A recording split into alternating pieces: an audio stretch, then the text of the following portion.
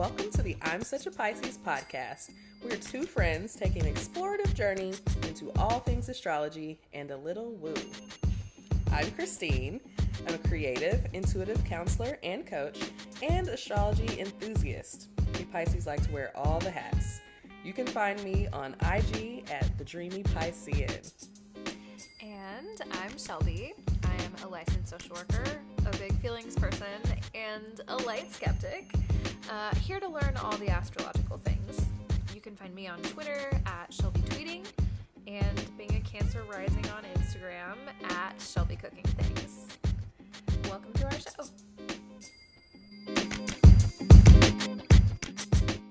Hello, friends. My name is Christine, and we are back for another episode of the I'm Such a Pisces podcast. Hey! And special treat today because we don't have any real content. We're just chatting today. We're just hanging out. We're having a little girl dinner? Girl dinner! Is it girl dinner? We're having a little girl dinner. What are you having for your girl dinner? Because I'm having water and a liquid IV. I had a frozen pierogi as we started this call, and 1 5-milligram gummy edible. What's your girl dinner? Okay, well, I have to say now, on food, like a real food basis, I did actually eat a little bit more before we started recording. But I ate half of, now I think it's my like pre-show meal. I guess we're having kava every time. So yes. Back on my kava. Kava is also girl dinner. It's a real girl meal. Yeah, it's a girl meal. Yes. Yeah. It's just a bunch of stuff mixed together, and it just tastes good. It tastes great, and a little, the toasted pita. Oh, so good. Okay, I had kava for the first time here in Kansas City like a few weeks ago. I think I texted you and I was like, okay, I get it. I understand why you're so obsessed with kava now. I ate it again like a few weeks later. I was like out shopping and doing some stuff, and of course, like right where all the shopping centers are, there's a kava, and I was like, I need to eat right now. I'm so hungry. So of course I got it. And then I went shopping with my mom the other day, and she was like, I'm getting kind of hungry. Do you want lunch? And I was like, yeah, of course. You always say yes when you're shopping with your mom and she wants to buy you lunch, right? Of course. Like, I'll never grow out of that.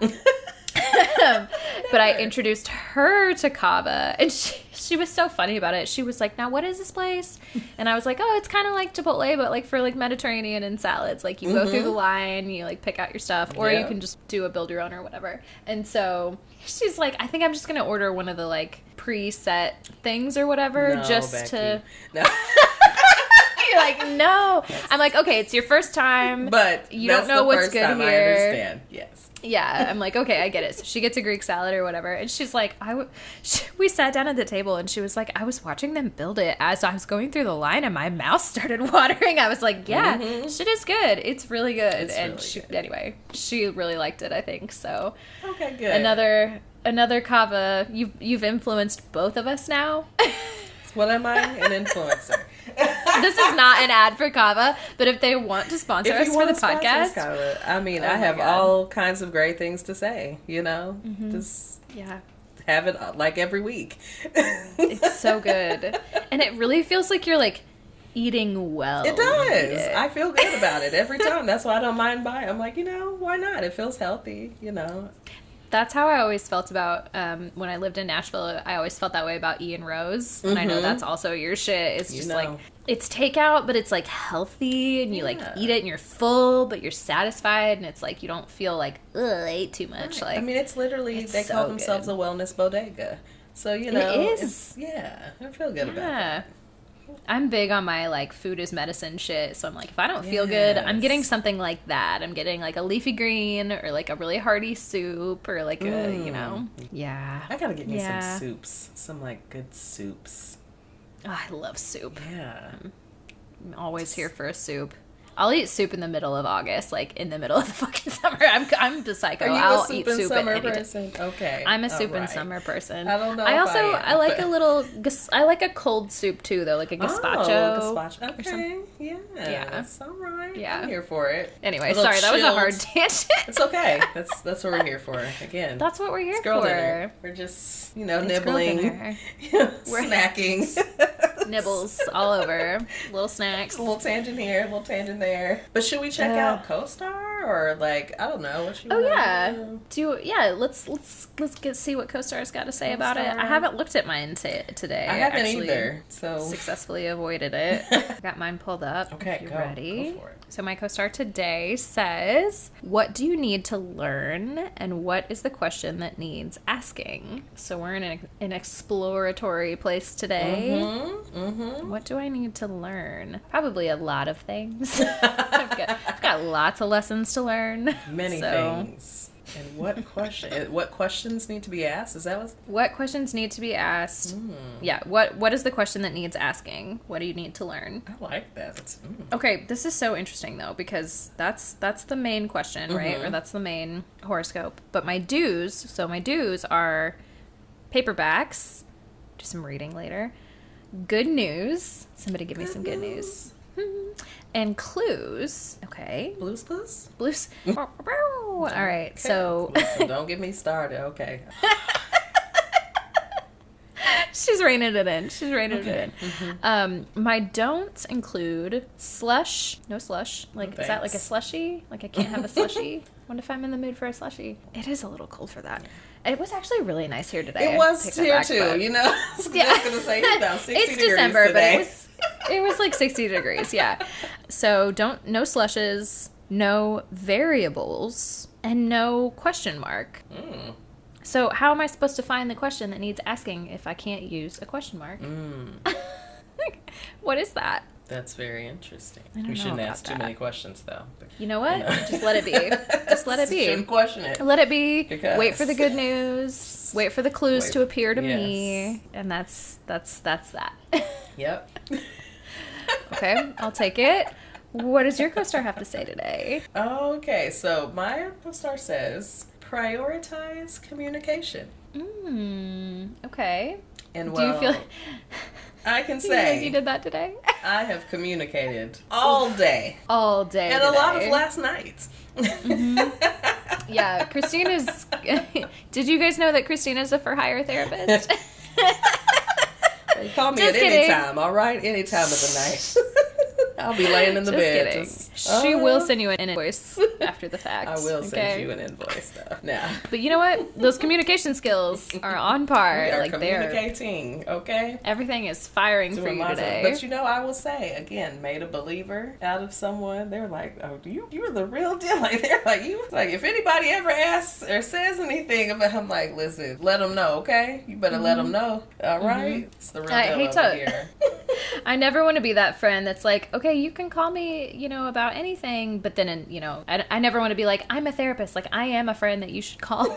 Like, but like, I just wait to let them kind of figure it out. It's like, okay, I'm not going to give you advice, but I am going to reflect back to you. I'm going to I'm going to listen actively. Yes. I'm going to ask you questions. And it's funny because sometimes I'm in just like strictly friend mode, but sometimes I guess in certain situations, you're presenting with information, like when you can very clearly see, like, maybe I need to present you with this other perspective, you know, and like, if the person is receptive, I'm like, okay, yeah, let's have this conversation. And it just flowed and we explored things. And I think they continue to want me to see a certain side, and that was fine. And I was like, and I see it, and it's valid. And, these other things, and these other things. Like, it's just part of it. So, okay, let me do my do's and don'ts, because I feel like my battery is about to die or something. So I don't want that to happen while we're recording. Can't have that. So, do security blanket,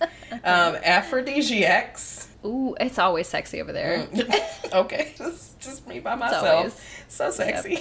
Aries, Venus, forever. Just forever. Aphrodisiacs. Fly swatter. Get them out of here. Okay. Don't hurt feelings. Don't hurt them or don't have them. Okay, we'll see. Same, both? Maybe. Both, yes and? Yeah, yes and. Dramatic gestures and regrets or regrets. Regrets, no regrets. No regrets. Hey. So that's what I got for co-star. I'm going to say let's take a break just so I make sure that we don't lose this audio. All right, that sounds good to me. We will be right back. Hey, y'all. We are back. We did not lose any audio, and we are good to go. You know, Mercury retrograde tried it. It did. Are we still in the shadow period, or is it actually Mercury retrograde now? I'm not sure, but either way, it tried. It's coming. It's coming, and it's trying it. We are crossing all of our T's. We called it. Yes, doing what needs to be done. Not today, Mercury retrograde. Okay. Not today. Not today. Do we have some relatable content this week? Do we have some polls to come check in on or anything? You know, we do have one poll, but I do not have any, specific relatable content. But we've got things to talk about in general. Oh, okay. Just some. I thought you were about to say we didn't have any responses to the poll. I was like, oh no. Oh, well, last week, actually, we didn't have a poll. I remembered, and then I tried to think of one, and then this week got kind of wild, so I was like, okay, we just didn't have a poll. We skipped it this week. That's fine. Yeah, because I listened back. I'm like, oh wait, we didn't have a poll. Oops. So wait. Oh wait, no, we're not there yet. We're not in retrograde until the 13th. Okay. But we are. Here we are. Prepare yourselves, y'all. Remember your R's. See how I was trying it. Yep. Make sure you got your stuff together, okay? Mm-hmm. But I have an interesting little poll for this week. I saw this on not Facebook, Instagram or something. Some kind of, I don't know if it's a reel or something. I was like, well, what an interesting, I think someone was talking about this. But, so the question is, would you rather this, benefactor, Amorphous significant other, sugar, mama, daddy, other person, would you rather them buy you diamonds or land? Oh, I mean, I know what my answer is. I know what my answer is. Yeah. I have opinions. I have strong opinions about this, but I don't want to, I don't know, should we talk about them? Should we wait for the people to give us their thoughts and then we come back to it, or do we? I said let's talk about it. This is our time. Okay, talk about random shit.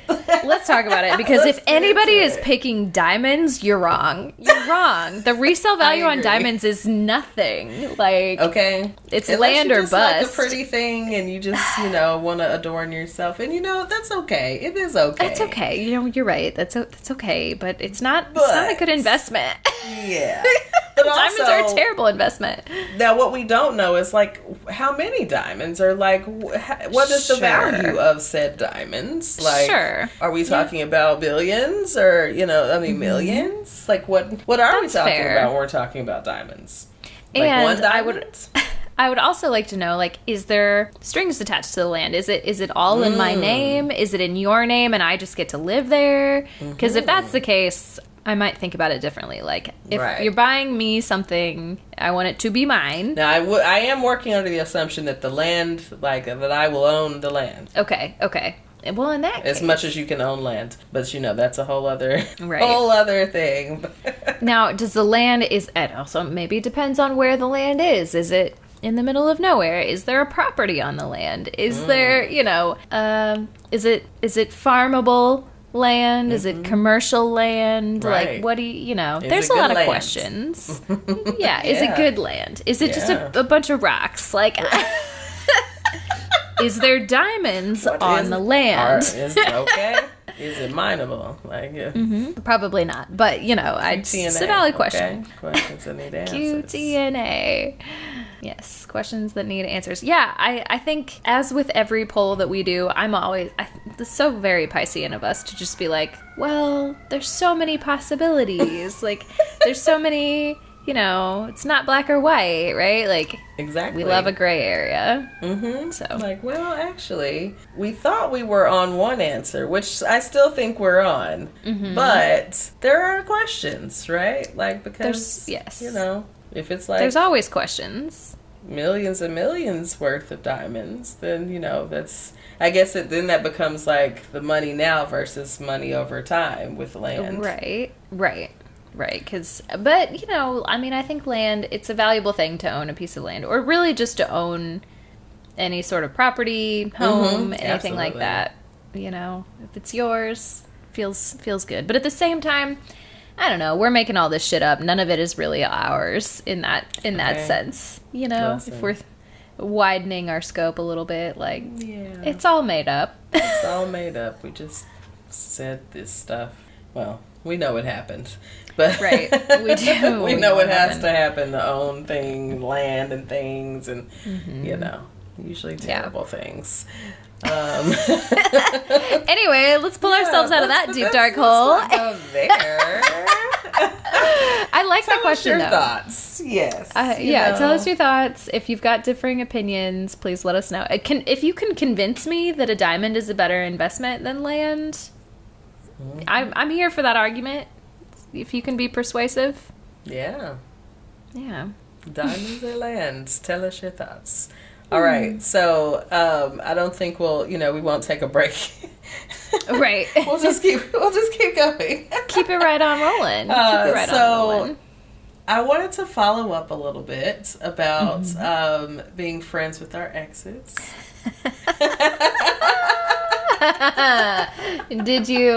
Is your therapist hat on and you have some things to say to me specifically? No, no, I'm just kidding. I've been dealing a lot with exes and, friends and friends with exes lately, and there's just a lot been going on. But also, I've, been seeing this show up on television. And this came back up because I was watching one of my favorite Netflix dramas. Now, one of my favorite categories, real estate drama. And there's so much to be had. There's so much. I'm like, what a category now. We've got real estate dramas. Reality real estate dramas. So Selling Sunset is one of my faves. And as soon as they upload that stuff, I am on it. So I'm like, okay, we're binging today. What are the girls doing? What are they wearing? Now, is it do you get to see it? I'm curious because you are such an interior design person. Do you get to see the insides of the houses and that's what drew you in? Yeah. Or were you just starting off I want to get in on this drama, or were you okay, now I want to watch it for the real estate aspect, and then the drama kept you there? Now, I'm no stranger to reality television, so sure, that part didn't have any issue, but I love seeing beautiful homes, and I mean these are of course. multi the things that end up getting featured on the show. Now of course these agents are selling homes that are $2 million, and these are things that are probably more of their bread and butter than what the show lets on, but I think at this point people know that. But of course they'll show a $40 million home, and all these amazing homes out in LA, and in the Beverly Hills area. I mean, it's just crazy. It's just crazy to see the luxury and the finishes. So that kind of stuff is what you come for. Yeah. And then of course, if you like a little reality drama, of course. Who doesn't? They bring it, and then they've got money, so they bring some fashion to the table, and of course it's LA, so they all got plastic surgery. It's very trendy. Everybody's had work done. Yep. Yes. It's a different life. But on the show, right? On the show, there are the two owners of the Oppenheim group, these twins. So one guy is Jason. So Jason has dated several at this point of the agents in the office. Over time. Of course, workplace drama. But it's a whole. I mean, they're all friends. They're all friends with each other, and so he dated this girl, Chriselle, and she had dated, the guy that was on. I'm not gonna be able to remember the name of the show. What's the show we were all watching? That was I don't think you were watching it though. Okay, but it was about a family. It was a drama, and everyone's always crying every week. This Is Us. This is us. I knew you were going. I remember it was like a workplace, like everybody in the office watched it, and I was like, I'm not trying to watch TV and just be sad. Like everyone comes into the office talking about this shit, crying. I'm like, no, thank you. I'm good. That's why I was like, I remember you specifically were like, I'm not gonna watch that. I'm not gonna subject. Like, I literally cry about the things that I do at work. Like, I really don't need to add any extra crying in my life. Thank you. I don't get it. Okay. So anyway, so Chriselle used to be married to the guy. Now I'm gonna forget his name too. The white guy, the brother on the show. Okay. They used to be married at one point. So when the show first started, she was married to him. There was some drama. They got divorced. Okay. On the show. And she's over time become like this stronger character. You start to kind of see her come into herself. I'm like, it's Chriselle a Pisces? Like, she's giving, over time, she's been giving me Pisces vibes. So now she's like out here setting boundaries and people are like, oh my God, she's evil. Or, people are like reacting to her. I'm like, the child is just setting boundaries. Like, that's exactly what it's like when you're just a floaty, boundaryless person for most of your life, and then one day you're just like, actually, no, I'm telling you can't treat me like that. It's wild. So I keep meaning to look it up because I'm like, she gives very much Pisces, but she recently in recent seasons dated Jason, and they were just I guess very much in love, and there's this whole it was a very sad breakup for everyone, I guess, because they just were like, they just loved each other so much. But she wanted one thing, like she wanted to have a family, have a baby. He didn't, all that kind of stuff. So they broke up. They've both moved on. Okay. Different relationships. Okay. So, it is, for whatever reason, important for Jason that his girlfriend, his ex-girlfriends that are, of course, all working at this same place. Right. To all get along. He needs them to be, friends. Cool. They need to be cool. Okay. Like, they just, and so Chriselle was not, it wasn't even like she wasn't getting along with he's not dating her now, but at this point in the show, they're still dating. Like, he had been dating her for a while, and so it's not like she didn't get along with her. She would greet her, she'd be cordial to her, but like she wasn't like besties with the girl. Okay. And so the girl kept trying to like talk to her about it, and like, and she's just like, I don't understand what the issue is, because like I'm always very kind to you. Yeah, like I greet you very kindly when I see you. Like, I'm not understanding. I'm like, girl, I'm not understanding the issue either. Like, what's going on? Like, what is she asking for? Right. Like, why do we need to be best friends? Like, that just feels best friends. I don't have any interest in that, frankly. Like, I don't have any interest in being very close friends with the woman that's dating my ex. And we could be on perfectly fine terms, but like, frankly, I just don't really want to see, especially if the breakup was not like, fuck you, I hate you, you cheated on me, or like something like that. If it was like amicable. Yeah, so the thing is, Jason and Chriselle are friends. Yeah. They're still friends. So now he has this new girlfriend, and so he would like them to be friends because he's still friends with her. This is complicated, but it is, and it's more complicated because then he has these other women who, like, in years, like far years dated past, so many of them. Yeah, I mean, because some of them are married to other people at this point and all kind of stuff. But these are his exes, and he's friends with all of them.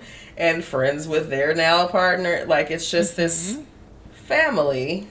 Yeah. And I said that in air quotes. Yeah.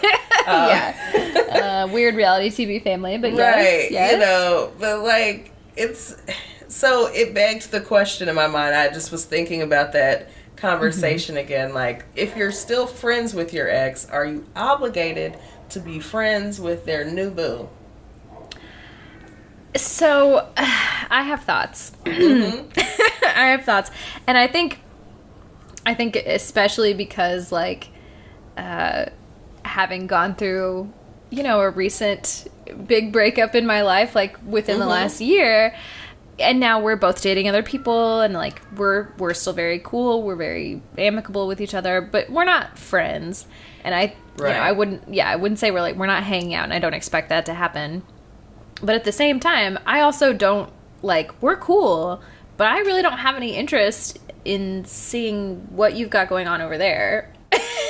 or being like, friends with that person. Yeah. Like, even if we were friends, I don't know that I would feel good about that. And I think the fact that he wants them all to be friends is a little red flag-ish to me. So, first of all, the first thought that I had was, it's really, I can't imagine, especially if the breakup was as, like, devastating as they said it was, because it was, like, you know, it's always so hard to break up with someone when it's, like, nothing really is wrong. We just want different things out of life. Yeah. We can't, you know, I don't want to have kids. You do want to have kids. Okay, great. Like, that's a pretty big thing that you can see, you know, why that wouldn't be good in the end. And so it's a good thing that they went on ahead and broke up. Right. But, like, how is there not still chemistry there? I wouldn't trust that unless, like, I have to know that, like, you have, in order for us to be friends, I can't really, like, I'm not even really sure what I'm trying to say, but I'm just like, there's no way, I don't believe that there is not chemistry between them. Right. And as the new girlfriend, I think either if you just kind of organically enjoy each other's presence and company, that's great. But I think the two options are, you either organically become friends, or you don't really care for each other. And I think that then it's his responsibility to kind of, like, side with his current girlfriend to be like, all right, bet, like, you know, this relationship is important to me. We're friends, but it's not that deep. Like, yeah, see, that's what's not happening. So, like, what's not happening is him saying, like, this is my core relationship, you know, his girlfriend. Like, it's like, no, this person is very important to me, which is his ex. Yeah. Like, she is very important to me, and I need this to at least be, I think he started to kind of backtrack at some point. Like, well, okay, it seemed like it was getting tense because they were getting into arguments and whatnot because the girl was pushing about it, and again, Chriselle's like, what is it that you want from me? Like, girl, when, you know, we don't hang out, like, we don't spend time, like, and the last time I was hanging out around y'all, you got upset about me being there, and then the girl was like, no, I wasn't upset, you know, it was a whole thing. But yeah, I mean, they do hang out, so that was something that was interesting. Like, it's not just like casual, like, if we see each other around, like, they, like, hang out, like, as friends.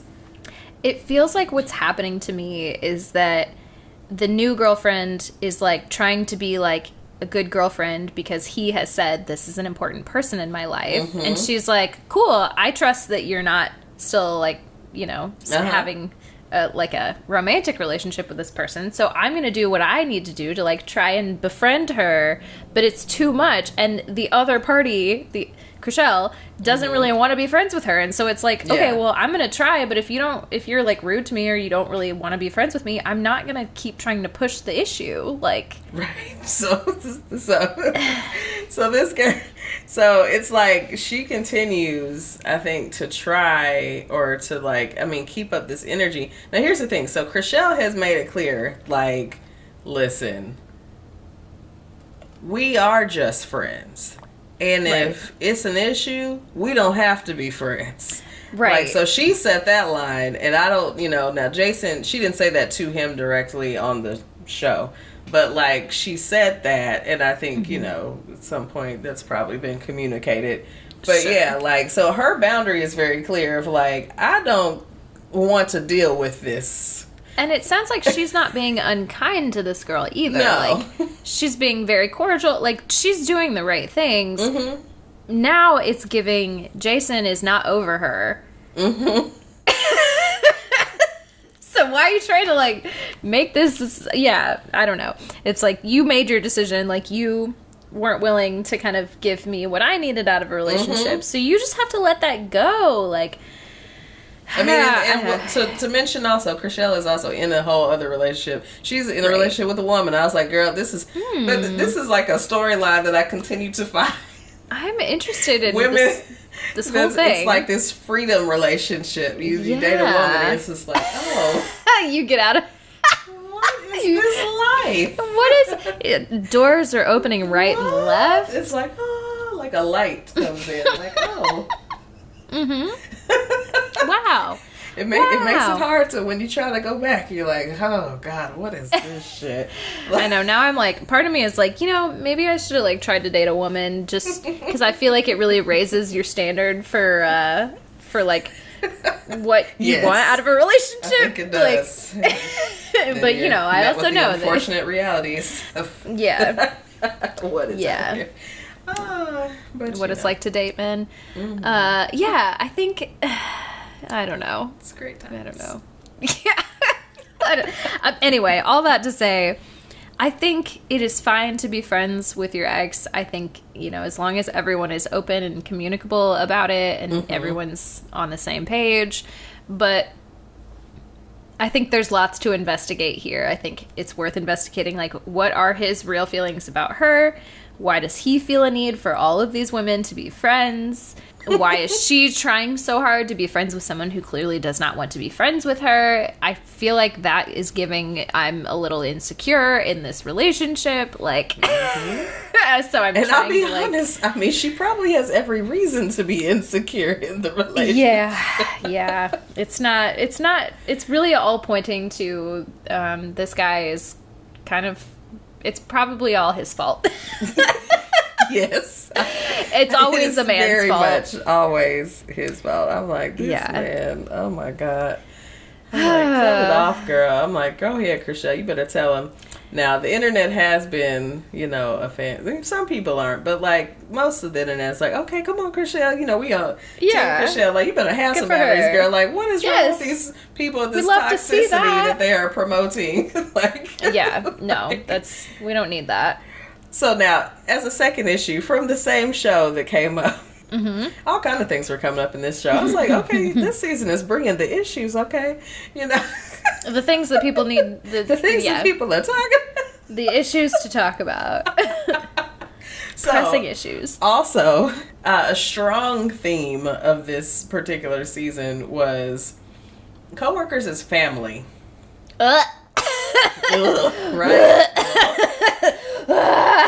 I hate it. Get me out of here already. She's dry heaving. No, I have so many opinions about that.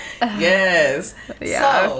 So there's a whole other woman on the show, and so she, during this season, started to share about some kind of past childhood traumas and, the reasons why she doesn't have people or whatnot, and so she really leans on her coworkers as family.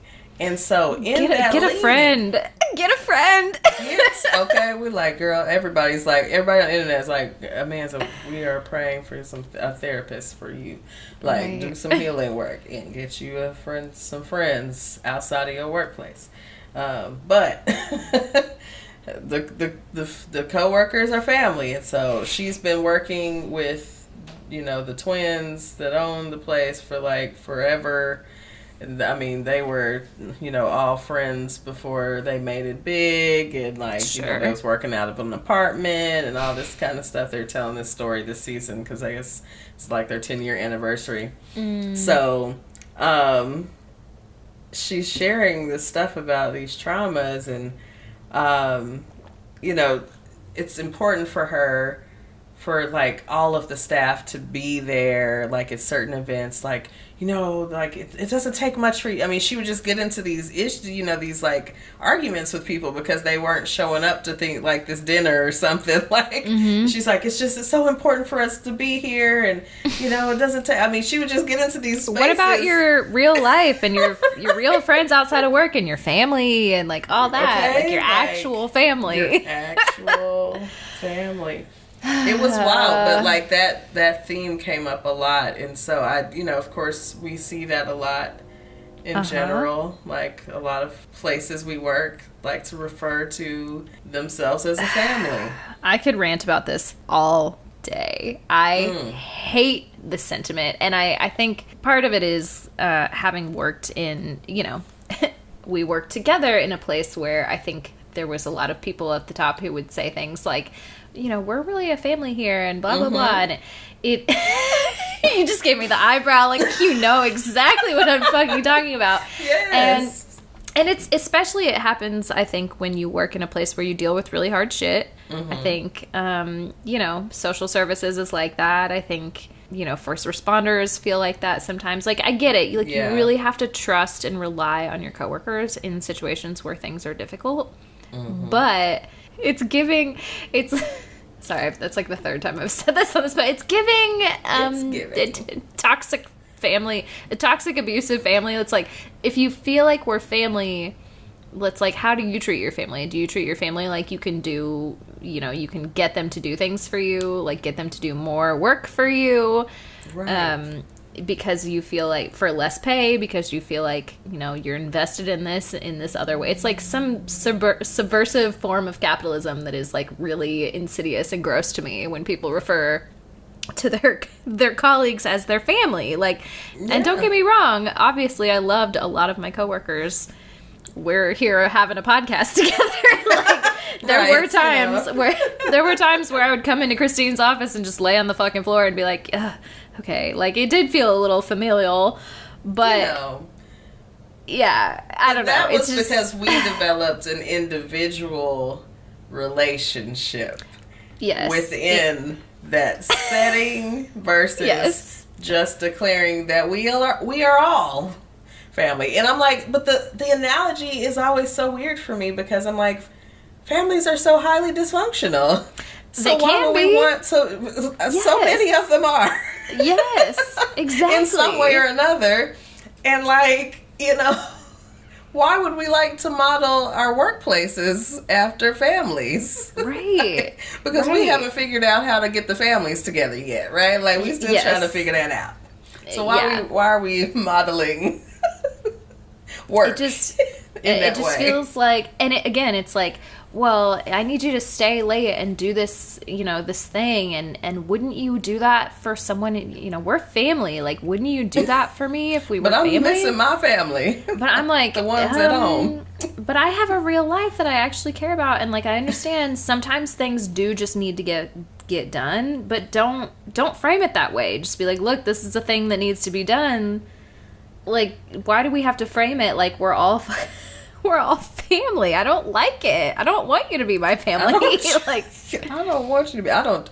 Listen, I'm like, look, we are all about chosen family these days too, and I'm like, listen, I don't choose you. Yeah, I'm not choosing you. And, you know, there's plenty of people who are blood related who are like, you know, I'm not choosing them either. No. My inner circle family, I love them so much. I wouldn't trade them for the world, but there are family members that I have that I'm just like, you know, I don't choose you. I do not choose you. Pass on them. Okay. Yeah. Like, pass. Yeah. Like, we're good. So, you know, I just think it's interesting, even in that setting, to come up like this family aspect and why, like, this hasn't been very solidly debunked as, like, stop doing that. Because, I guarantee you there are still, like, corporate entities and stuff like that that are using that kind of language. And it's just straight up to, like, you know, further the capitalist venture to make more money, to, you know, whatever. It just is, it's gross. It feels bad. Yeah. It's never a good thing. Like, we're not family members. You know, and all I think about when I hear that is like the toxic dynamics. I'm like, well, who's the scapegoat and who's this person and who's, yeah, oh my god, yeah. Who's the middle child? What's everybody's role what in are this our family? roles if we're family? Like, who's the older sister? Like, right, you know, like what are the vibes? Yeah, like, what is the family structure? Like, what what are we talking about here? That's how you know that we're mental health professionals. It's like we're looking at the familial archetypes in our fucked up workplace environments. Right, because I'm like, there are some, but I'm like, oh, jeez. So yeah, family, coworkers is family. Can we stop? Can we stop? That's our takeaway. Christine and I would like to request formally that we stop using that language in the workplace and we just call it what it is. Some shit. Okay. So some of these things I'm like, okay, I'm trying to remember. Yes. So have you ever heard of relationship PMI? PMI, not TMI, not like I've given you too much too soon. Too much information too soon. No, PMI. PMI. I don't know what that is. Premature intimacy. Is this like, this sounds like abstinence only education. Is that what we're about to go into? No. Premature intimacy. Ooh, so, okay. So this is apparently a relationship dating trend rumored to be destroying Gen Z dating. So I saw this, this has been probably few weeks ago that I saw this and I was like, let's put it in the episode and we'll talk about it. And of course, trust that I'll remember what the fuck to talk about. But I do remember now. So it's always a struggle.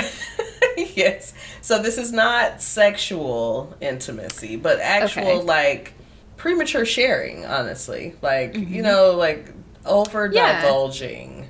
Okay, so it's similar to like, it's not too far off from TMI. TMI and TMI are not. Yes. But like, yeah, giving like being a little too vulnerable, a little too soon. Yeah, maybe we're coming in. I'm not sure how it happens if you're like coming in just like sharing all of our traumas, like, this thing. That may be something that happens. People just get right into their war stories almost. Yeah. How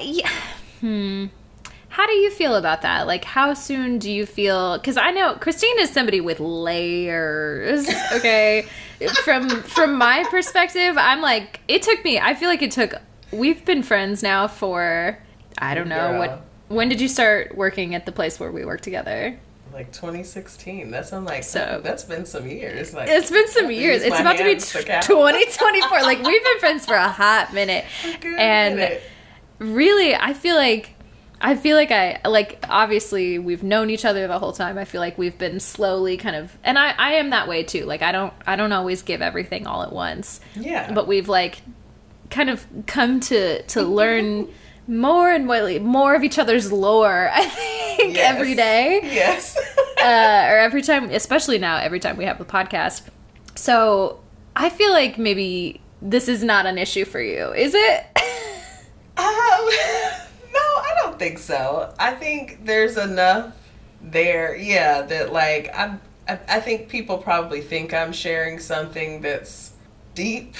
Or like very, not that it's not deep or intimate, but it's like, there's a lot more. Don't worry. Like, I'm still taking it light on you. Don't worry. We're not taking it too deep in here.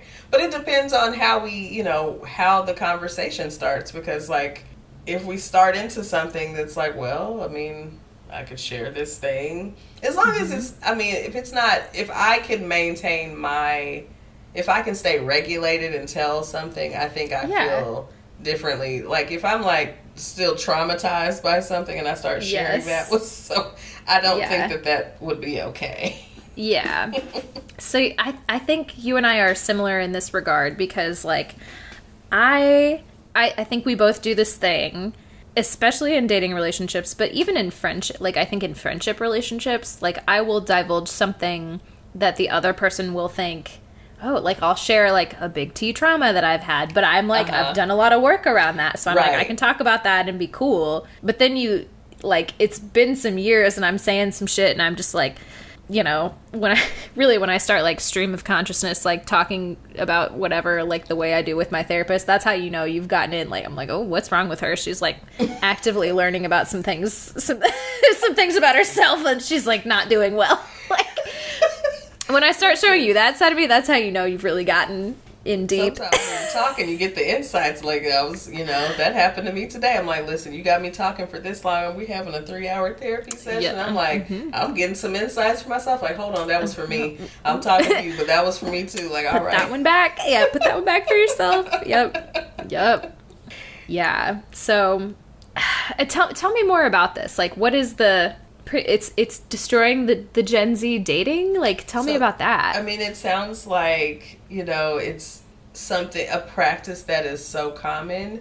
But, I mean, I think if we think about, you know, again, Gen Z has been online, you know, like, yes, all of this time. And, like, they're, you know, they come up with social media, like, as much as whatever restrictions, whatever those are, they're still on there, and they're still finding out about stuff. And, you know, there's so much out there now. There's so much information and misinformation, and people just getting a hold of any kind of information. And so, I think they're more aware of, like, their mental health. I was just going to say, I feel like there's so much, especially, like, I think about TikTok and, like, all of that. Like, there's a lot of therapeutic language just being tossed around really casually. And so I think people have gotten really good, especially younger people have gotten really good about naming things and, like, you know, understanding these concepts that I think older folks might not necessarily grasp in the same way. But then it's almost like, once they feel like they have the language, they're like, okay, cool, I got this, but they're not actually processing a lot of that stuff with a real life therapist person. Like, Right. I mean, to that point, I will say, just in my, you know, day-to-day job, you know, I'll talk with students and, you know, like in an intake, and I'll ask about if they have mental health diagnoses, and, like, you know, some of them will tell me some diagnoses, and so I, you know, go back. Then I just want to make sure that those are diagnoses you got from a therapist. Like, right, you didn't diagnose yourself with that because you saw a TikTok about it. Seriously, because, you know, people tell you they have anxiety and depression and everything, and I mean, because I, you know, same, because I'm like, I do not have a formal diagnosis, of course. But I'm like, you know, well, I mean, like, technically, you know, could I recognize these things because I am a mental health professional? So, I mean, you know, I feel a little bit better about mine, but still, I mean, if I wanted to do anything about it, I'd still have to go see a professional for a diagnosis. Exactly. But, yeah, so I have to, you know, just double check with the kids, like, this is so you have received treatment or some kind of mental health services where you've gotten this diagnosis. And I'm like, yes. I'm like, okay, just, you know, I just have to check. I have to double check because, you know, y'all are savvy, you know. And so they are more savvy, and they're more open to talk about things. I also had a girl this week tell me that, you know, come into a session, tell me she didn't want counseling. She's like, oh, I don't think I need that. Proceeded to talk for a whole hour. Like, okay, so you said that you did not want that. All right. You don't want the counseling. Do you know that that's what this is? That's what we're doing right now? Let's just keep doing this. We'll just keep doing this. We'll do this again. She leaves and you're like, all right, can we come back same time next week and we'll talk some more. And she's like, I don't even realize that I'm doing therapy, but I am. Just talking about all the things, and just in the things that they share, it's like, honey, you were waiting to talk to someone. Yeah, you were. It was like all pent up. You could feel it, like ready to come out. I mean, like, I barely got a word in. I'm like, okay, you don't want to talk to anybody. You don't think you need to talk to anyone. Okay, all right. Well, all right. Well, we'll just not talk again. But yeah, like, I think that, and, you know, I guess those, my students are Gen Z. Yeah. So, I don't know. I think they just. Do you know what the age cutoff or like the year cutoff for Gen Z is? Because I know there's what, Gen Alpha after them? I think that's my nephew's generation. Okay. Little ones. Hold on, I'm looking it up because I need to know Gen Z years. Right, because this up. It gets a little confusing sometimes because we're millennials. Yes. Okay, so this marks Gen Z as people born from 1997 to 2012. So their ages would be 11 to 26. Okay, that's a pretty wide range. I guess millennial is pretty wide as well. Ours is as well. And millennials are 1981 to 1996. Those ages are 27 to 42. Of course, we have Gen X, ones people forget about sometimes. It's 1965 to 1980, and they are 43 to 58. And then we have the boomers. Boomers. Okay, 1955 to 64, and they are 59 to 68. And, you know, everyone else is older than that. Just a little info on that. But, yeah, Gen Z apparently just over-divulging emotionally, I guess. And people just want something simple, I guess. I don't know. So, okay, I'm curious about this. Like, let me ask you your thoughts. Like, what do you feel like the danger is in over-divulging? People, so, okay. Okay. This may be from a therapist perspective, I'm not sure. But I think one of the dangers is if you don't know that person can hold what you are sharing, then you are likely, and they can't hold it, then you are likely to get a response from that person that you don't want to get, and that may cause you to feel rejected or hurt because they can't hold what you are trying to share. I would imagine that's one of the problems that comes up with that is like, I've seen it happen with some students at my school. I have seen that happen actually. And we had a whole session with two. I mean, like, we don't often do like it wasn't a couples counseling, but it was it was close. It was like close. They were friends, but they had clearly been involved, and there were some things to work through, and so we did that whole thing. But yeah, I mean, I think they trauma bond with each other. Yes. Yeah, and I remember being a much younger kid, like, you know, being in high school and like dating, and not so quickly, but like would divulge things about myself to people, and then, you know, I'm talking to other high schoolers, and they're like, I don't know what to do with that information. Are you good? Like, and I'd be like, yeah, I'm fine. I'm good. I'm fine. I was not. Spoiler alert, she was not fine. She was not fine. But like, you know, I was always coming at it from like, it wasn't like the first day we met or anything, but it was just always like, yeah, you really, I think, do have to be careful with that as a young person, because it's like, most of the people that you are telling that information to are not actually equipped to deal with it at that age. Yes. They're barely equipped to deal with their own shit. And that's, I mean, it's a message I often try to give to, you know, again, the kids that I see, because, you know, we talk about things and we talk about supportive people in your life, and it's like, you know, my friends, I'm like, okay, and like when you're going through this like deep issue that we're talking about, like who is able to hold that for you? Because I need you to have an adult. Yeah. In your and life.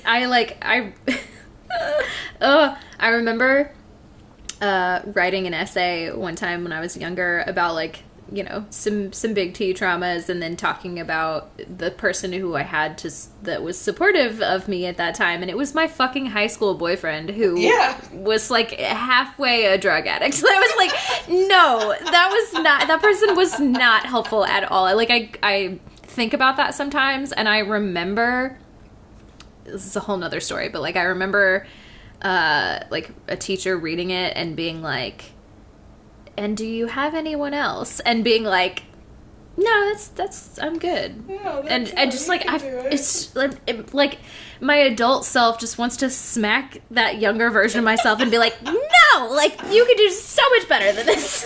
Like you could do so much better than this. Like, what is your problem?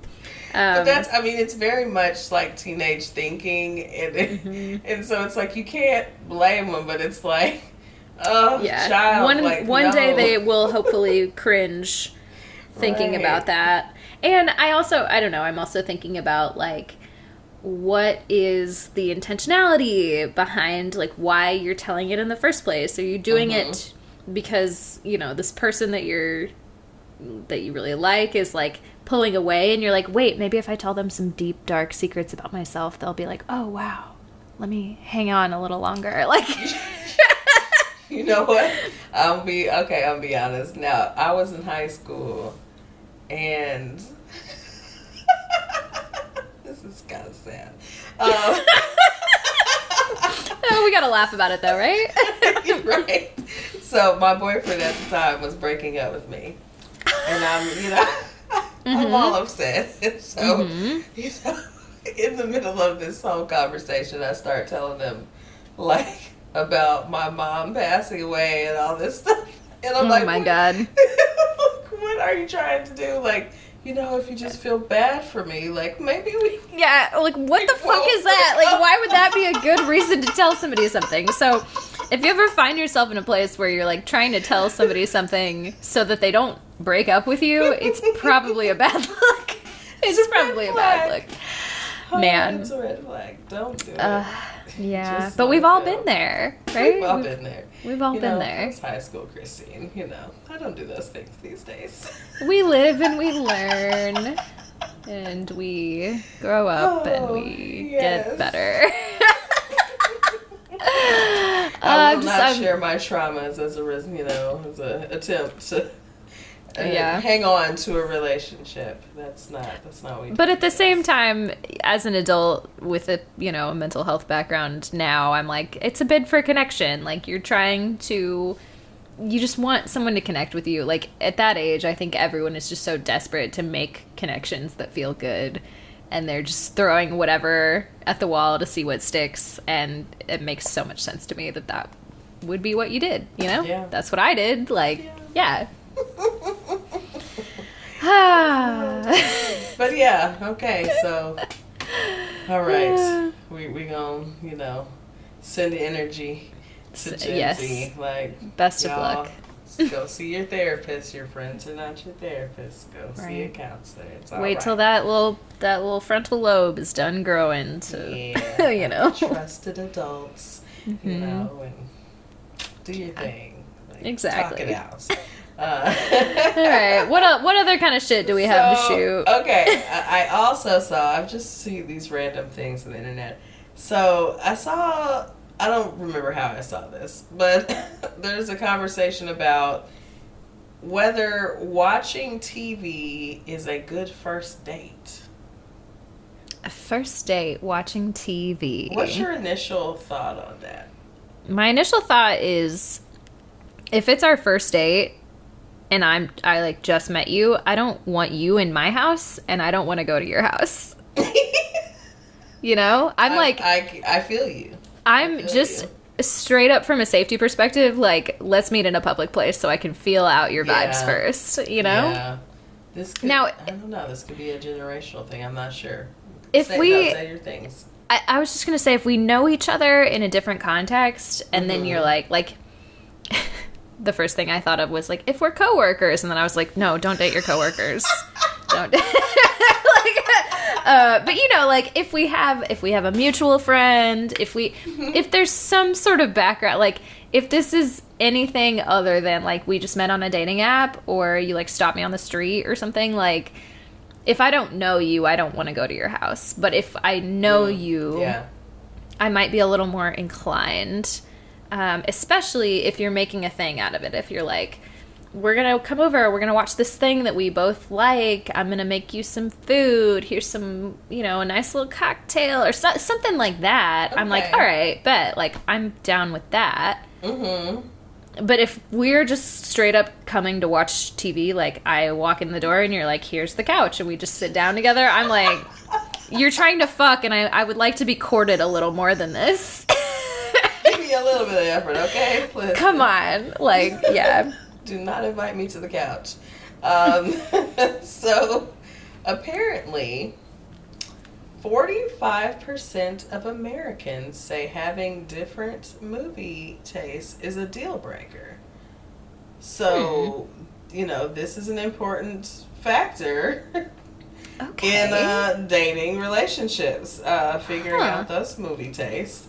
Okay. So, 57% say Netflix and chill is an appropriate, or an acceptable first date. Okay. I mean, it's not my personal vibe. Mm-hmm. I would like to be courted a little more. I don't want you to Netflix and chill me the very first day. But I would agree that, like, someone's taste, like, I think if people have similar tastes, then odds are they're going to get along pretty well. Like, if we like the same kinds of music, if we like the same kinds of movies, if we like the same kinds of whatever, it's going to give us something to talk about. But also, I don't know, maybe it's just because I'm weird about TV. Like, there's so much shit. I don't watch that much TV, so the stuff that I do watch, I, like, want it to be really good. I don't watch a ton of reality, although I do have a side tangent for you later about how I ended up watching the Golden Bachelor. Oh my goodness. Oh. Because Victoria was watching it, and then our friend Katie would come over to watch it with her, and I would just be there. They would be watching, and, like, I got so sucked in. Like, the last episode, I was so invested. I get it. I've been there. But it's also, like, I'm also not super judgmental. So I think if you like something that I don't really like, if you give me a good enough argument, like, you could probably convince me to like it. Yeah. So maybe I'm not the right person to ask. What are your thoughts? So, I do think I would like to be courted a little bit more. I feel like it's, the last person I dated definitely courted me a lot more. But now our second date, we did end up at the house. Now we weren't watching TV, but, like, we were at the house. We were at the house. We were at the house. We were not watching TV. You were courted in that relationship. We all remember. Yes, courted very heavily. Showing up to work at least a flowers, year. With food, with, like, oh man, that was intense. Like, we were all like, God damn, maybe we should all date a woman. Okay, I'm telling you, when the light shines on you, like, oh, what is this? Like, what is this glow? Wow. Remember our mission to make the podcast a little more gay? Here it is. Right, here it is. Like, women, now, it's this. I will say. Try a woman. I will say the spectrum there is, the goods are good, but the bads are bad. We are something else, okay? Yeah, not to generalize, but, the goods are good and the bads are bad. I'm just speaking from experience right now. Right. Anyway, sorry. Have been bad. So... I'm like, how did I get here? Because I said the second date. But the second day, the first date, no, and the second day, I will say, the second day we ended up at the house. But we did go, our second day we went to, like, it was like an Indian festival. We went to, like, the temple and they were having a festival. Oh, that's fun. Cool. Yeah, that's, like, very cute. Yeah. And you ended up at the house after that. Yes. So that's so appropriate. That's so appropriate, right? So appropriate. Yeah. So anyways, yeah. So I don't know. I've never had a first date at the house. I mean, now I've had people that I've met, like, in a one-time setting and we never had a date and they came to the house. But I mean, I don't know. I mean, I feel like that's a hookup, and like you already know what that is. Yeah. So right. I don't know. If you're actually trying to date me, then it's different. I don't know if you could invite me to the house to watch TV if if you're trying to pursue me. To pursue me. I feel like I don't know. Maybe I'm just like a little too concerned about personal safety, because I know that is, and maybe it is a generational thing, but I'm just like, nah, I need to see you in the light of day, and like, but, and really what it is like, I also am, could be convinced to go to your house, but like, I do not want you in my space. No. Yeah. Like I don't need that energy in here until I know what the vibes are for real. Yes, absolutely. Like, yeah. Yeah. There's been very limited energy in this apartment the whole time that I've been here, which is almost a year. It's crazy. That is crazy. I feel like you just moved in, but you're right? Settled at this point. Right. Well, probably still not settled, but are we ever really? Yeah, I'm like, we're still, I'm like, by the time I finish the apartment, it'll be time for me to leave. Yeah. It's always a work in progress. Look at it. Okay, let's take it all down. The vignette that you have right here, though, that's been up for a hot minute. Yes. The living room has been kind of done. It's just that my workspace, is like ever in progress. Also, there's just like still just like boxes and shit in there. So it's like my storage room.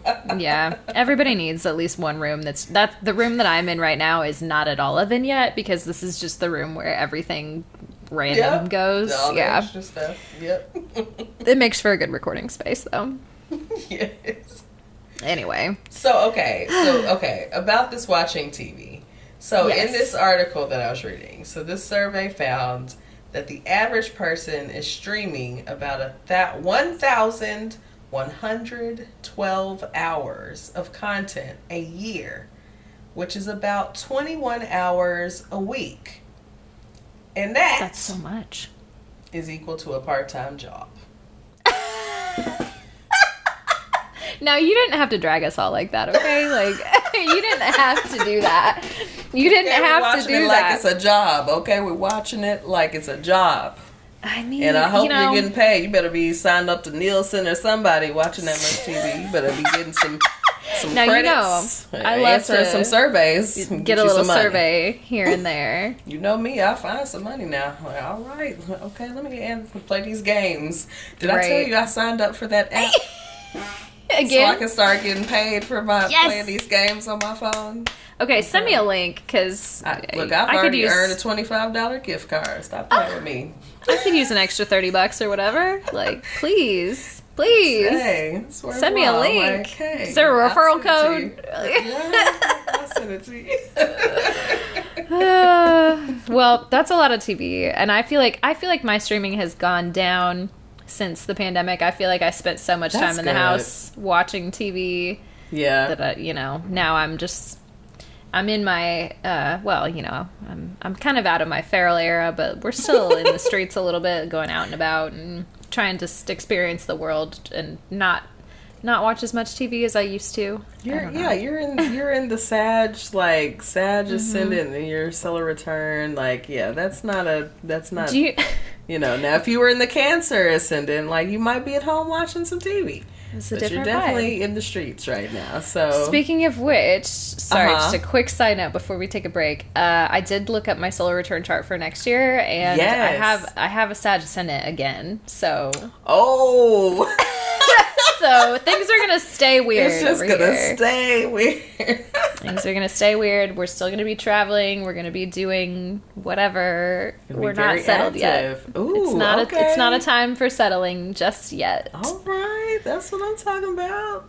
I'm here for it. I'm like, I don't even remember. I can't. I saw so many. I'm like, I can't remember exactly what next year's is.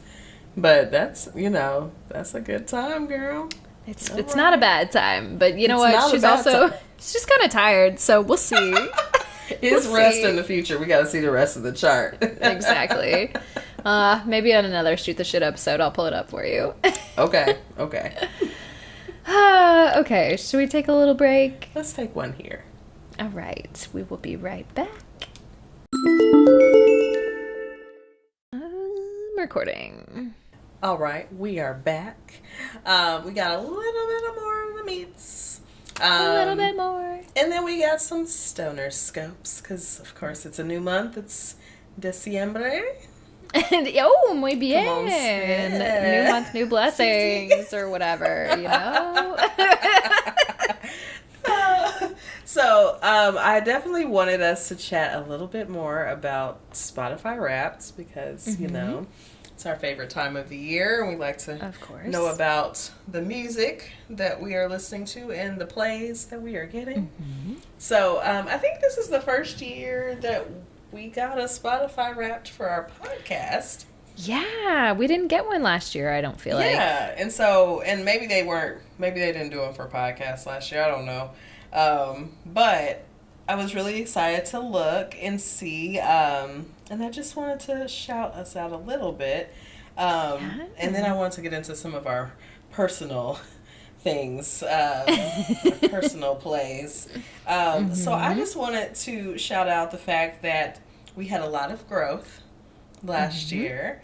And so we were up 25% in listeners.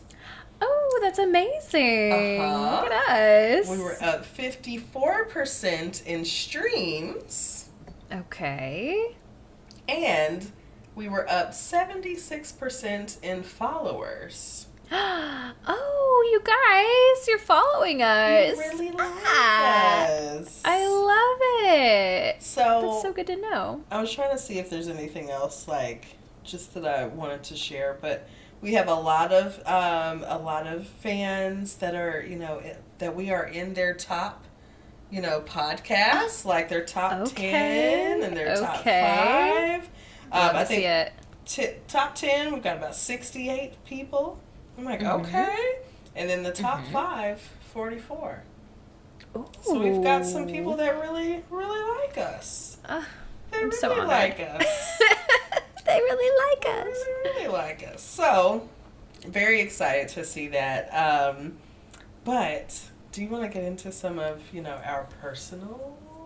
Oh, yeah. I mean, favorites? You already know. Mine this year was not a surprise to anyone. Yours was great. I was like, absolutely. That is not a surprise. Yeah, so my top artist, of course, was SZA. Also, today is December 7th. Don't ask me how or why I know this, but it is the 1-year anniversary of SOS coming out. Oh, wow. So I was so obsessed with that album. I listened to it every day. That album ruined my fucking life for a little while. It ruined your life? It's the soundtrack to my divorce. Oh, no. But it was so good. It's like, it will forever hold a very special place in my heart.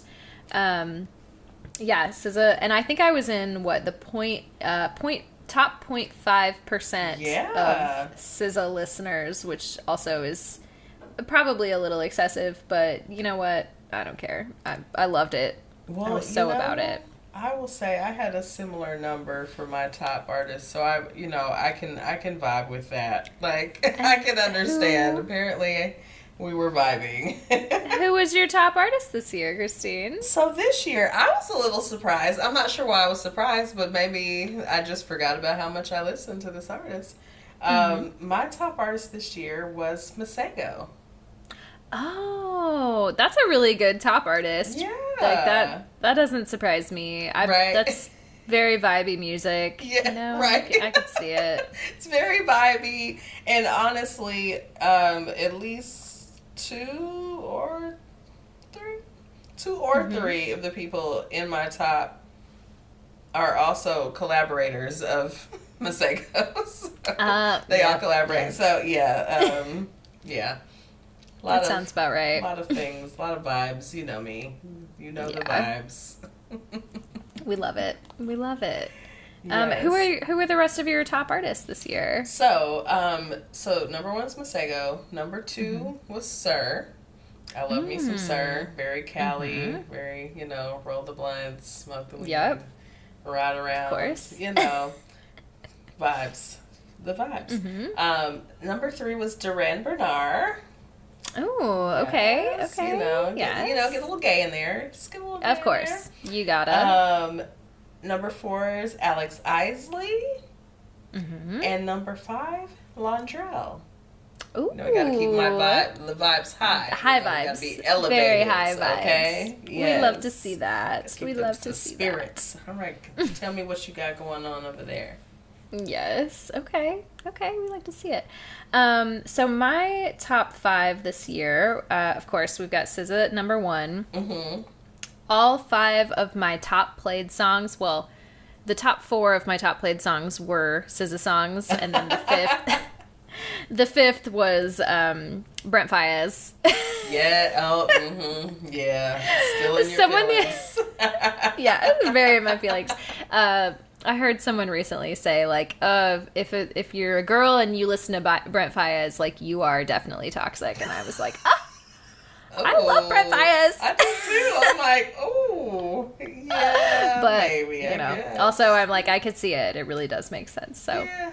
Anyway, he did not show up in my top artists, but there's one particular song that was in my top 5 songs. So, my top artists overall, so of course we've got SZA at number 1. Mm-hmm. We've got me being a little emo punk at number 2 with the Arctic Monkeys.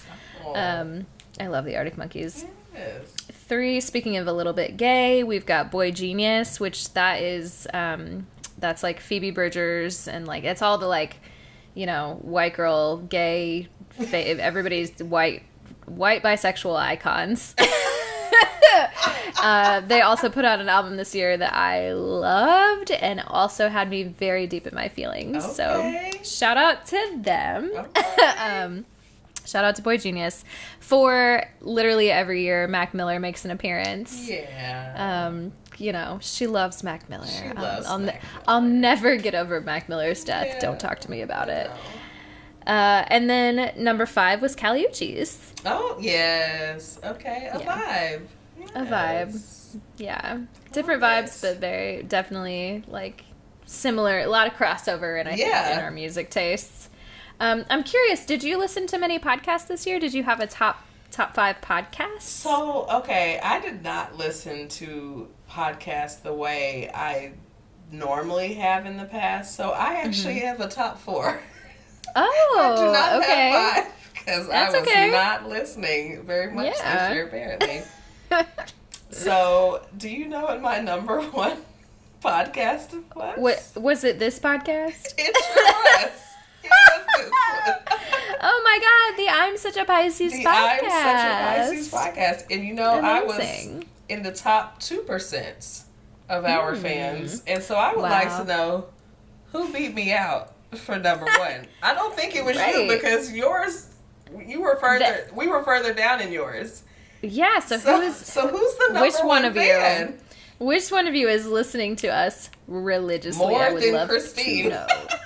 I would love to know. If you are our number 1 fan, please reach out. If you think that you might be the number 1 fan and you want to show us how many hours of our podcast you've listened to this year, please let me know. Send us the screenshots. Yes. So the I'm Such a Pisces podcast was my number 1 podcast. The Friend Zone, number 2. Yes. Mm-hmm. The Read, number 3. Mm-hmm. And Ghost of a Podcast, number 4. Yep. Okay, ours are like almost similar. I've got one other podcast in the mix, but the Friend Zone was my number 1 podcast this year. Okay, all right, the Friend Zone. I'm just we love forever a good podcast. Yes.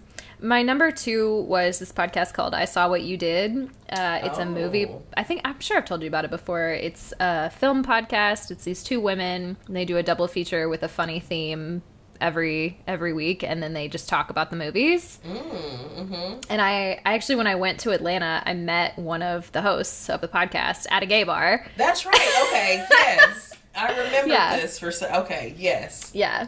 And then I wrote him a letter and you know, obviously I told them that we had a podcast, but they read my letter on air, but they did not shout out our podcast. But, you know, that's okay. I get it. Yes. I get it, you know. Number 3 was Ghost of a Pod. Number 4 was The Read. And then number 5, of course, was I'm Such a Pisces. So. All right. We got it there. We got in there. Yes. We got in there. Okay. That's a good little mix. Yeah, I thought so too. Love to see it. Okay, so tell me about your minutes listened this year. Oh. Tell me about that big number. I think, let me double check. I'm pretty sure it was like 38,000 something minutes. Like, it was a lot of minutes this year. It's a lot of minutes this year. 38,405. Definitely more than last year for me. Yes. Okay, so I was right behind you. So I had 37,663 minutes listened. So I wasn't listening to podcasts, I guess, but I was listening to Masega. You were listening. You were listening a lot. That's amazing. So we were both doing a lot of listening, earning, or making those subscriptions worthwhile. Absolutely. Getting that $10 a month, we're getting our money's worth. Okay. Yes. I'm curious about genres. What was your top genre this year? Do you know? Okay. Yes. Okay. Hold on. I'm trying to find the little. I think that one is kind of towards the front. I just pulled mine up. Okay. Hold on. Okay. I'm gonna play this little video because I recorded the video in case I didn't get the screenshots. Tell me your top genres until I find mine. Yes, take your time. So my number one was rap. My number two was just regular rock. Number three was alternative R&B. Number four was pop, and then number five was indie hip hop. Okay. So that's usually pretty consistent for me. Like that's usually it. Indie, rap, rock, all that thrown in there. Yeah. Now, did you find yours? I did not. Okay, so I can't remember where that was. I did see it because I'm like, I remember. So I know, okay, my top genre was alternative R&B. And then I think, I'm thinking about something I saw in our stats on for the podcast. But yeah, it was, mine are usually like R&B genre. Adjacent. Yeah, like R&B adjacent genres. I think this time there was something like popish that crept in there. They get so specific sometimes. Yeah. I was like, okay, I see it. Yeah, that's me, the low BPMs. Like, we're vibing. That's what we do. But yeah, I'm trying. Was there anything else that was kind of interesting? Did you get a little character? Oh yes, I did. I got what was your character? I got The Alchemist, based on like how many playlists I made, like that kind of thing. Let me I'll pull up the little description here. It's like the last thing.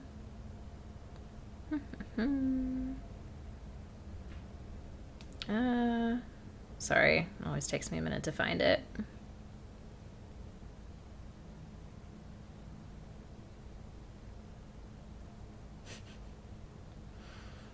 Okay, the way you listen this year makes you a hero.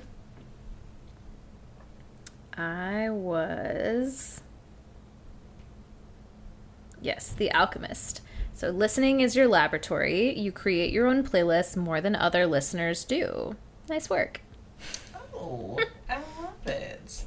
What about you? So I got The Vampire, which I saw this related to Pisces later, and I was like, that's on brand for us. So it says, when it comes to your listening, you like to embrace a little darkness. Ooh. You listen to emotional, atmospheric music more than most. Yep, that sounds about right. Right. That is very much giving Pisces. Maybe a little Scorpio as well. Yeah, definitely both of those. So it's fitting for me. Yep. Very fitting. So yeah, that's the fun stuff we saw in the Spotify Wrapped. I love it. Now, oh, go ahead. Oh no, go ahead. I was just going to ask if you wanted to move on and do the stoner scopes for this week. Yes, I do. So, of course, it's a new month. It's December now. Holy shit. It's almost 2024. God. So, per usual, we've got your monthly stoner scope. Wild. Wild, y'all. Yes. And if you want, I can start us off if you're still pulling it up. Oh, yeah. No, I'm here. Okay. I was just in a, little transition. It happens. So, do we want to jump in with Sag? Yeah. Sag, it's your birthday. All right. So, Sag, happy birthday, Sagittarius. Those born under the sign are adventurous, optimistic, and philosophical individuals. This fire sign, ruled by Jupiter, often seeks knowledge and truth, embracing life with an open mind. December has plenty of adventure and exploration in store for you, Sagittarius. Your ruling planet, Jupiter, will enhance your natural zest for life, creating cravings for new experiences and knowledge, per usual.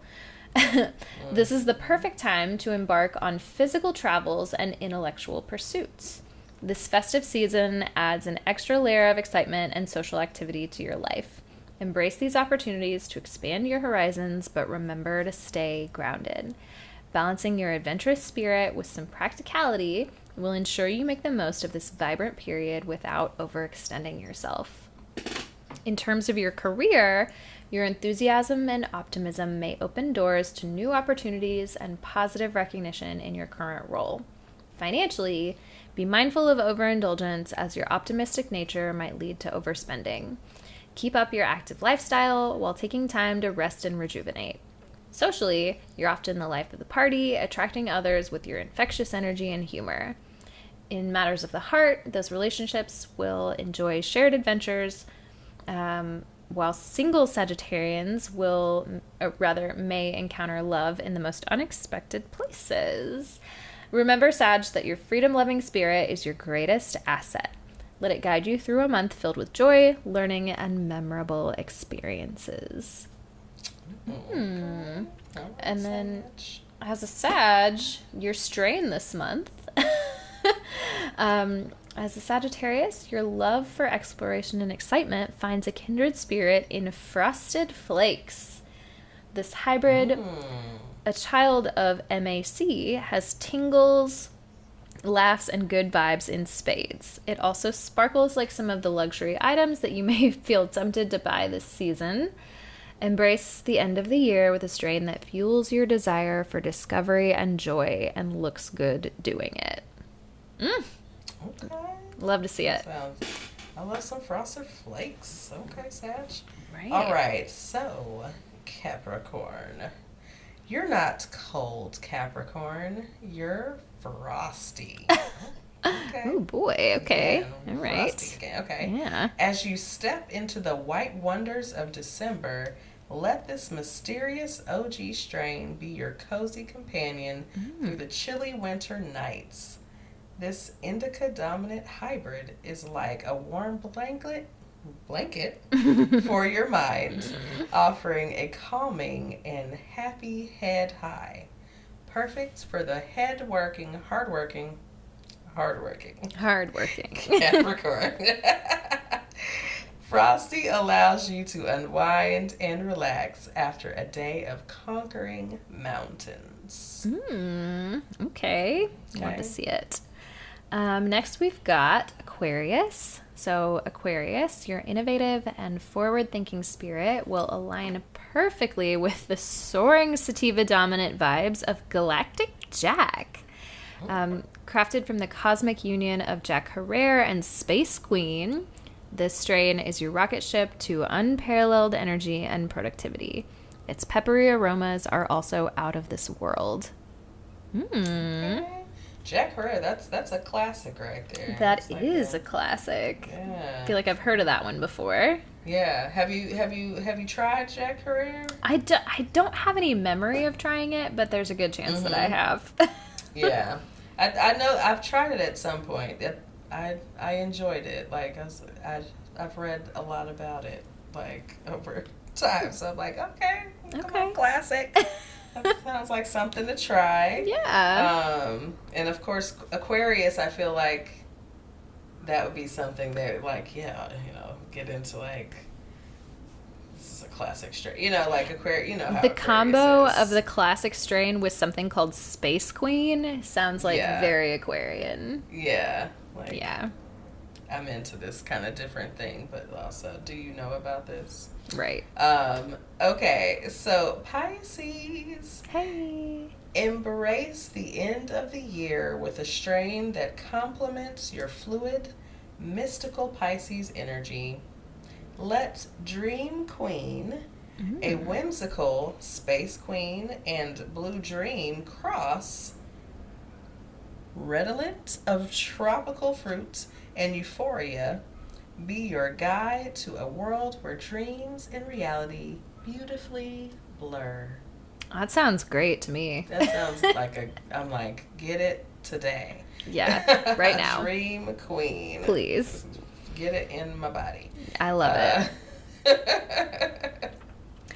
Okay, then up next we have Aries. So if you can't make it to the mountains this winter, Aries, you can still evoke the serenity of nature.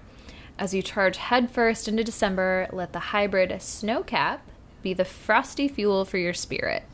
It imbues cerebral effects that spark creativity and a case of the giggles. We love that. Coupled with a zesty profile hailing from its Jack Herrera and Hayes ancestry to complement your adventurous spirit as you gear up for a brand new year. Okay. I'm seeing a commonality, a theme with some of these frosty. They really do frosted. Love a theme, don't they? Yeah. I feel like last month it was like cake and pies and like, Thanksgiving stuff. But with a lot of these strains, there's also like a common, like that Space Queen, the Jack Herrera's, like seems to be showing up in a few of these strains. Yeah. So that's interesting. Okay. All right, Taurus. As you indulge in the sweet moments of December, bulls, let vanilla frosting be the decadent treat that satisfies your sumptuous senses. Okay, they tried to get me with that. Okay, sumptuous senses. Okay, they tried to get that alliteration. I got it though. A luxurious cross of Humboldt Frost OG and Humboldt Gelato B times 3, BX3. Vanilla frosting is a high-potency indica-dominant hybrid that complements your Taurus love for soothing comfort and quality. With its creamy, smooth aroma and notes of vanilla ending with a gassy finish. It's a sensory delight that's as rich and satisfying as a gourmet dessert. Okay, we love to see it. With a gassy finish, all right. Gassy finish for you, okay? Finish. That's how you know it's good, right? All right, so next up we have Gemini. You need a strain that's as exuberant as you are, Gemini. As you dance through the diverse experiences of December, let Jack Frost add a spark of frosty fun to your adventures. A magical blend of White Widow, classic, and Northern Lights No. 5, Jack Frost is a potent hybrid that mirrors your Gemini versatility and vivacity. With its happy, creative, and energized effects, this festive strain is perfect for your dynamic and sociable nature. Okay, all right. Okay, Cancer. As you navigate the emotional tides of December, crabs, let the mystical northern lights illuminate your path to tranquility and inner peace. This old school indica strain is the perfect sanctuary for your sensitive and nurturing Cancer soul. With its gentle, euphoric effects that settle firmly throughout the body. Northern Lights offers a serene escape, relaxing your muscles and easing your mind. Yummy. Okay. Okay. All right. So moving on to Leo. You have no lack of energy and social stamina, lions.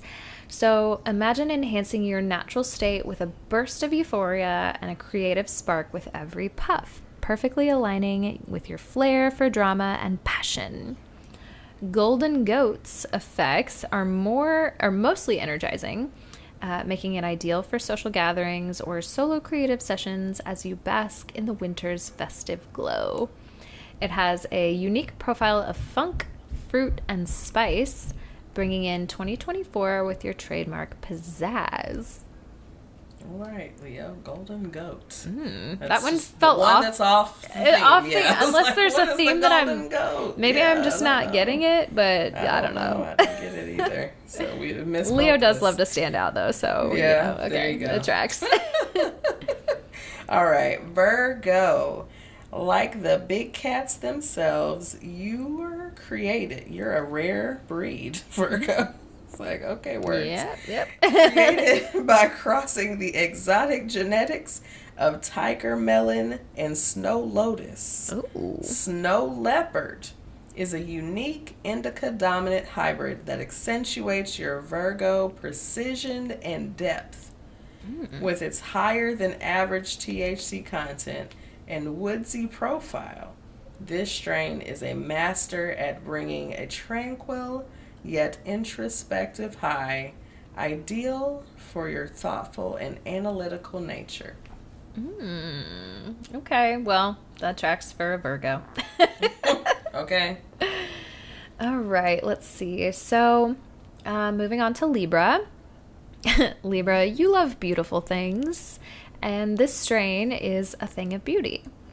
A celestial blend of sumptuous blueberry and mystical white widow, again, with the white widow. Blue Widow is a hybrid strain that offers the best of both worlds, uplifting yet calming effects with a pungent, fruity flavor. Perfect for Libra seeking equilibrium and joy in the festive season. Okay, that sounds good. It also makes me think of that blueberry goat cheese roll that I always find at the holidays. Oh, those are so have too much good. Yeah, just I'll have that. Speaking of girl dinner, that's just eat that on crackers. That is the perfect girl dinner. Mwah. Oh my god. We love to see it. All right, what do we have for Scorpio? Okay, Scorpio. Much like how the berry bush regrows its fruit every year, you Scorpions are masters of reinvention. Envelop yourself in the hashy jet fuel aroma of blackberry kush. Oh, that sounds good. That does sound balanced with the sweet berry undertones. This stony strain creates a sensory experience as complex and intriguing as you are. Each puff is a journey into a world of relaxation where stress and insomnia are but distant memories. Wow. All right, Scorpio. Lovely. So those are the stoner scopes this week. Those are the scopes. Those are the stoner scopes this week, y'all. So, govern yourselves accordingly as usual. Let us know what you're trying, As always. Of Let course. us know what's good. So, it's the end of the show, y'all. We're here. We're here. We're at the end. I hope you enjoyed some of our conversations today. Let us know your thoughts, feelings. Vote on the poll. We're going to throw it up there. You want diamonds, you want land. What's your vote? Please tell us. Tell us your votes. Yes. I have a feeling maybe the way this is going to swing, but sometimes people surprise you. You never know. We might have some Venusians in the house that want some diamonds. All right? They'd like to have a word. Okay, they would like to have a word. Hold on, not too much on the diamonds. So, let us know your thoughts. If you would like to contact us with comments, questions, requests for readings, email us at suchapiscespod@gmail.com. And that is spelled SUCHAPISCESPOD @gmail.com. And as always, you can find us at Such a Pisces Pod on all the platforms: Instagram, TikTok, Facebook, Twitter, Threads. Anywhere there's a thing, you'll find us at Such a Pisces Pod. As always, if you have not already, go ahead, leave us a review. Tell us what you think of the pod, and like Christine said, like, engage with us, message us, email us, all the things. You know, tell us things. Send us your chart. Ask for a friend. Please. You know, please. We'll be your friend for a little bit. We'll be your friend. I do free counseling on the side. Now, don't advertise that. You'll have people in your DMs ready to do it. That's a real joke. That's a joke. When I'm your friend, I do free counseling on the side. But it's true. She's great at it. Not too shabby.